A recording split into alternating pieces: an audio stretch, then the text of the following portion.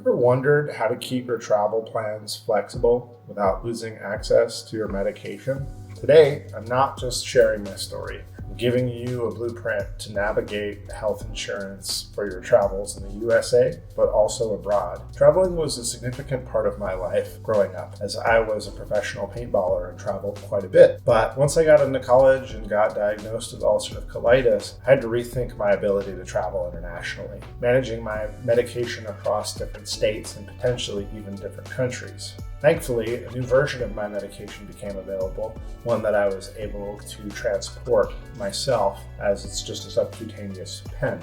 In my quest to secure my medication for extended travel, I learned about a vacation override. And this is a special authorization from insurance companies that allows you to get an advance on your medicine. So you get a larger supply to take with you. But getting that override wasn't straightforward.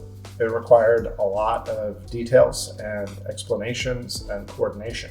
This process was filled with learning about the intricate dance between pharmacies and insurance companies, and I'm looking forward to sharing that with you. So, understanding medical authorizations. Let's dive into the essentials here. First, the prior authorization.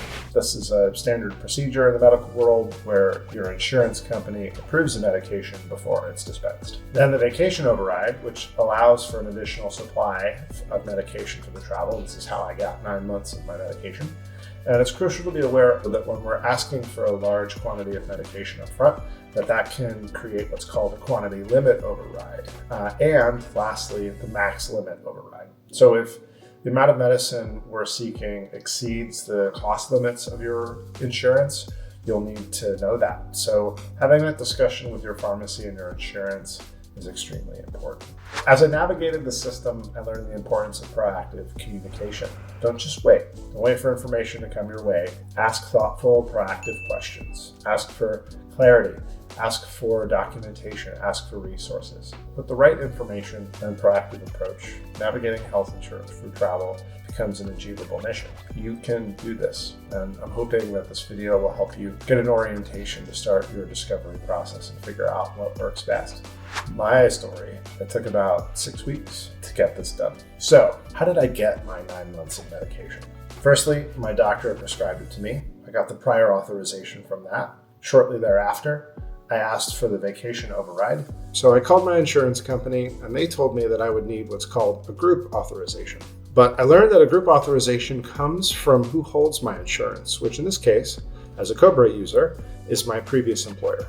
So for this to work, they told me that I had to reach out to my previous employer and ask for things like a reason for the override, my departure date and return date, reason for why I would need the prescription for that long, and then lastly, to make sure that I get all of this documented.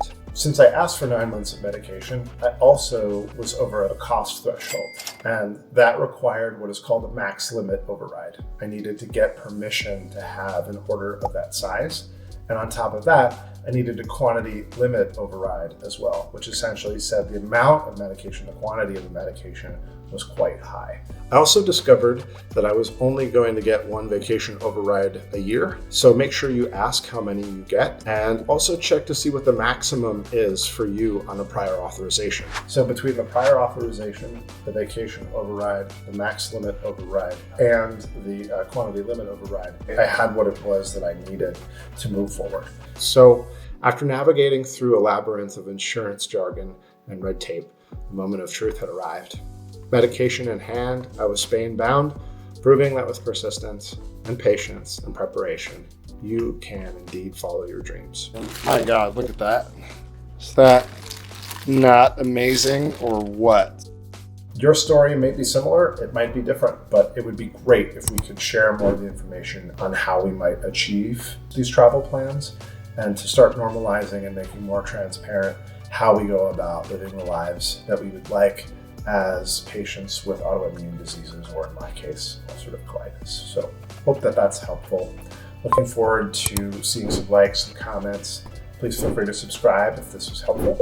Appreciate your time, and as always, stay informed and stay regular. Thanks.